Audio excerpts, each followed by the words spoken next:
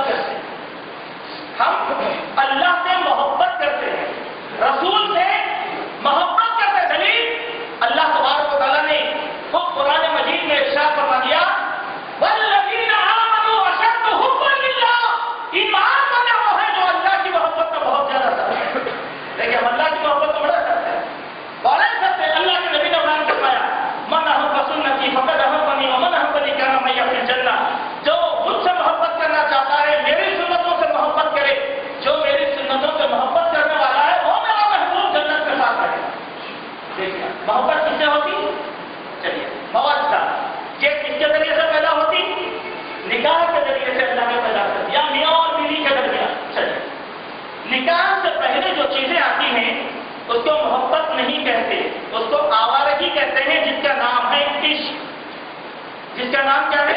عشق. بہت غور سے سنیے میرے بھائیوں، آیتیں بہت ہیں لیکن میں یہ موضوع کو مکمل آج کا خطبہ میں آپ کو سمجھا دوں گا، پھر جو بھی باتیں ہیں اللہ کو ذمہ رکھیں. محبت اور عشق کیا فرق ہے دیکھیے. عشق اب کتنی بڑی بےہودگی کی بات ہے. بڑے بڑے ہمارے دین مشایخین زوبا علماء کہتے ہیں عشق رسول. توبہ توبہ، رسول سے عشق نہیں ہوتا. ہم رسول سے محبت کرتے ہیں، محبت کیونکہ اللہ کی دل. اس کے معنی کیا ہے؟ میں میری بات نہیں کہتا، عربی کی اردو کی جتنے بھی لغات اور ڈکشنری ہیں پوری اٹھا لو. اس کے معنی محبت کے نہیں ہے، اس کے معنی محبت کی وہ غیر متوازن کیفیت کا نام ہے جہاں پر انسان پاگل پن اور جنون کے حد تک چلا جاتا ہے جس کو اپنے دماغ پر اعتبار نہیں ہوتا. اس کو کیا کہتے ہیں؟ عشق. ایک لڑکا ایک لڑکی سے عشق کرتا ہے، جنون عشق میں اس کو قتل کر دیتا ہے. قتل کسے؟ محبت سے نہیں قتل کیا. قتل کسے کیا؟ عشق کے جنون نے کیا. عشق کے جنون. چلیے اگر یہ عشق اللہ اور اس کے رسول کے ساتھ ہوتا تو اللہ کے نبی صلی اللہ علیہ وسلم کیا فرماتے ہیں؟ نعوذ باللہ، میں تو حدیث کو نہیں بیان کر رہا ہوں، بدل نہیں سکتا. یہ لفظ وہاں پر آتا من حبا کی جگہ من نشیبہ، جو میرا عاشق ہو گیا. نہیں، ہم عاشق نہیں ہیں رسول. کیوں؟ ہمارا اسلام اعتدال کا مذہب ہے، دین اعتدال کا ہے، محبت اعتدال کی کیفیت کا نام ہے، عشق جنون کا نام ہے. جہاں آدمی کو اپنی عقل کے اوپر قدرت نہیں ہوتی اس کو کیا کہا جاتا ہے؟ عشق. چلیے لغت کے اندر ایک اصطلاح لکھی ہوئی ہے، وہ اصطلاح بھی ہم ذرا سنیں. ایک بیل ہوتی، بیل، اس بیل کو کہا جیسے کدو کی بیل ہوتی، ترئی کی بیل ہوتی، اس طریقے سے ایک بیل ہوتی. اس بیل کو کہا جاتا ہے عشق پیچا. اس بیل کو کہا جاتا ہے عشق پیچا. شاید آپ کو یہ بات کوئی اور سمجھائے یا نہیں سمجھائے، اس حوالے اس آیت کے حوالے سے پوری بات آپ کے سامنے رکھ رہا ہوں. غور سے سنیے بات کو، اور جو لوگ اس فلسفے میں مبتلا ہے اپنے فلسفے کو درست کریں. عشق پیچا، اس بیل کے بارے میں یہ لکھا گیا، بڑے بڑے جو تناور درخت ہوتے ہیں، صحت مند بڑے بڑے درخت ہوتے ہیں، ان درختوں کے اوپر یہ لپیٹ جاتی ہے تو وہ درخت سوکھ جاتے ہیں. وہ درخت سوکھ جاتے ہیں. اس کے بارے کیا ہوئے؟ اگر کسی انسان پر عشق کا بھوت سوار ہو گیا تو وہ انسان پورے آواز سے غارت ہو جاتا ہے. عشق اس کو بے پرواہ کر کے رکھ دیتا ہے، سوکھ جاتا ہے. اس لیے محبت حاضرین، محبت پیدا، اللہ سے محبت، رسول سے محبت، ایمان والوں سے. چلیے آخری بات میں آپ کو بتاتا ہوں. دیکھیے میں میری والدہ سے کہتا ہوں کہ میری ماں مجھ کو اس سے بہت زیادہ محبت. ماں کی آنکھوں میں آنسو آ جاتے ہیں کہ چلو بے صاحب کا میرا بیٹا تو مجھ کو چاہنے والا ہے. اگر یہ لفظ اتنا اچھا ہوتا، عشق کا لفظ، کبھی اپنی امی سے کہہ کر دیکھیے، امی جان مجھ کو عشق ہے آپ سے. بہن کو بولیے میرے بہن مجھ کو تم سے عاشقی ہو گئی. پھپھو خالہ سے بول کر دیکھیے، برداشت کرے گا نہیں. سامنے قریبی جو چیز رہی اٹھا کر پھینک کے مارے بولے بےہودے کیا بات ہو. وہی آپ بولیے میری نانی مجھ کو تم سے محبت ہے، میرا نانی مجھ کو تم سے محبت ہے. گلے لگا لیں گے، وہ گلے لگا لیں گے. کیوں؟ یہ اللہ کی عطا ہے، انسان کی اختراع نہیں ہوتی. اسی لیے آئے ہمیں یاد کرتے ہیں ہم محبوب رسول ہیں، محبوب الہی ہے، بے انتہا ٹوٹ کر اللہ اس کے رسول کو چاہنے والے ہیں. اسی لیے ہم اعتدال میں رہتے. کیسے؟ اللہ کے نبی کی حدیث ہے، بھائی مان لو. نبی کی حدیث میں مان لیا. کیوں؟ محبت ہے مجھ کو نبی سے محبت ہے. تو آئے بہت حاضرین، آج جو فلسفہ ہمارے ماحول میں چل پڑا ہے وہ فلسفہ محبت کا نہیں ہوتا، وہ فلسفہ عشق کا ہے. اور اس کے ذریعے سے اللہ نفرتیں دیتا ہے، محبت نہیں دیتا. آج رشتے ٹوٹ جاتے ہیں. کیوں؟ اللہ نے محبت نہیں دیا تھا، انہوں نے محبت کا پیمانہ نہیں سمجھا تھا. اسی لیے آئے محمد حاضرین، نکاح ہماری پسلی کے جوڑے سے اللہ نے نکاح دے دیا. تو نکاح کا پہلا مقصد زندگی کا سکون اور دوسرا مقصد محبت. محبت ایک اجنبی عورت ہے، آپ کے گھر چلی آ گئی، آپ کی ایک ایک بھائی کی وہ نگہداشت کرنے والی ہے. کیوں؟ اللہ نے محبت دیا. اللہ سبحانہ و تعالیٰ نے محبت عطا فرمائی. تیسری بات اس آیت میں جو بیان کی گئی وہ یہ وَرَحْمَةٌ